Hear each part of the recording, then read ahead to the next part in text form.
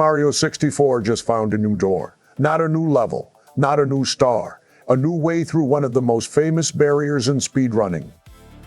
The trick is called Crackslide, and the reason it matters is simple. It touches the 30-star door. In a game that has been pulled apart for nearly 30 years, that is not a small sentence. For most players, this staircase and this door are just progression. Collect enough stars, walk in, keep climbing. For speedrunners, it is a wall with a stopwatch attached to it.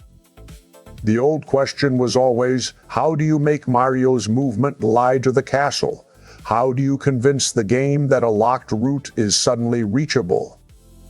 Before Crackslide, the big language around this part of the castle was BLJ and SBLJ, backwards long jumps, speed buildup, stair geometry, camera control, and a lot of attempts that die instantly.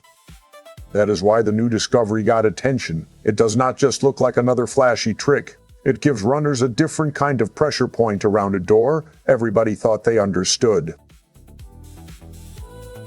The clean version is this. Do or do not. There is no try. Crackslide uses a very specific movement state, angle, and collision interaction to create a launch that can fight the door setup from a new direction. It is not magic, it is not free, and it is not something most players will land by accident. The trick is valuable because it is specific enough to be real and fragile enough to be interesting. Watch the setup, and the first thing you notice is how little the game seems to give you. Mario does not need a giant runway. He needs positioning, rhythm, and a tiny window where the castle's geometry becomes useful. That is the speedrun brain at work. Casual play asks, what can I reach? Speedrunning asks, what state can I force the game to remember for one more frame? The 30-star door is important because it sits between route categories and routing dreams.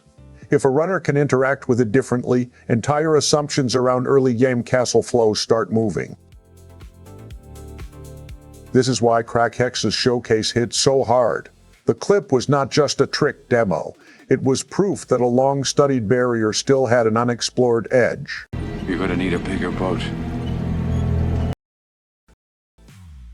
Bubzia's explainer helped turn the moment from clip into story. When a blindfolded runner starts talking about a new door interaction, the community listens, because consistency matters more than spectacle. The first layer is the visual layer. You can see the slide-like behavior, the awkward launch, the way Mario gets pulled into a position that should not be this useful. The second layer is the category layer. If a trick affects 1-star, 30-star routing, blindfolded routes, or practice room theory, it becomes more than a stunt. And the third layer is the history layer. Super Mario 64 is supposed to be the solved game. It is the game people use as shorthand for maximum optimization. But every time the community says solved, somebody finds a new edge in a wall, a staircase, a camera angle, or a piece of collision that nobody respected enough. To understand why this matters, look at older SBLJ footage. The trick is violent. Mario builds speed backwards, clips momentum against the stairs, and the run can end on a tiny input mistake. That's it, man. Game over, man. SBLJ is iconic because it is hard in a very visible way. Crackslide is different. It is quieter. It is more about setup, geometry, and controlled weirdness than raw chaos.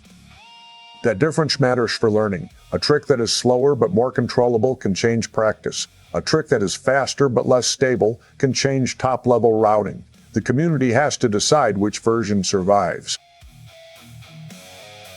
Tutorial makers jumped on it because this is how a discovery becomes a real technique. A showcase proves something can happen. A tutorial proves people might actually learn it.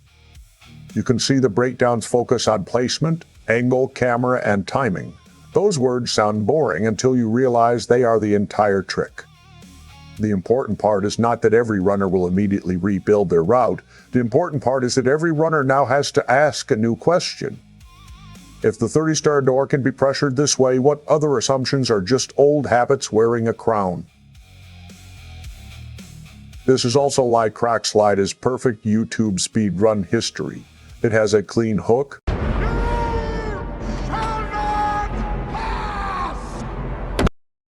A visible trick, a legendary game, and a community reaction that is still fresh.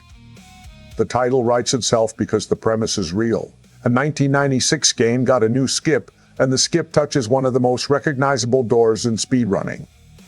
But the real story is not only the skip, it is the workflow. Someone tests a strange movement idea. Someone makes a task error to showcase. Someone else explains it. Tutorial makers stress test it. Runners try to make it consistent. That trade is how speedrunning evolves. Discovery is not one genius moment. It is one weird clip becoming 10 practice sessions, then a route note, then a category question. For viewers, the easiest way to read the trick is this. Watch Mario's starting position, then the angle, then the moment the slide behavior turns into door pressure. If the setup looks almost wrong, that is the point. Most great Mario 64 tricks look like bad movement until the game suddenly agrees with the runner. Welcome to the party, pal! The comparison with regular BLJ tricks is useful because it shows how old and new tech can overlap. Both are about abusing movement state, but they attack the problem through different setups. The blindfolded angle makes the story even better. A trick that looks hard with full vision becomes a completely different beast when the runner has to hear, count, and memorize the castle. That is why BUBG's one-star context matters. It is not just about a faster run. It is about whether a runner can trust the trick under pressure without normal visual correction. For the wider SM64 scene, Crackslide is a reminder that old games are not dead content. They are deep systems, with communities still asking better questions. The trick may change, get patched out of roots by better discoveries, or settle into a niche. That is normal. Speedrun history is full of tricks that became stepping stones. But as a moment, hasta la vista, baby. This one is special. It is new, it is visual, it affects a famous barrier, and it gives the community a reason to reopen an old room with fresh eyes. So the next time somebody says Super Mario 64 is solved, show them this door. Then show them the slide, the setup, the launch, and the fact that runners are still finding new ways to make a castle blink. Like and subscribe for more speedrun history, glitch breakdowns, and retro gaming stories. If this video helped, the next deep dive is already being routed.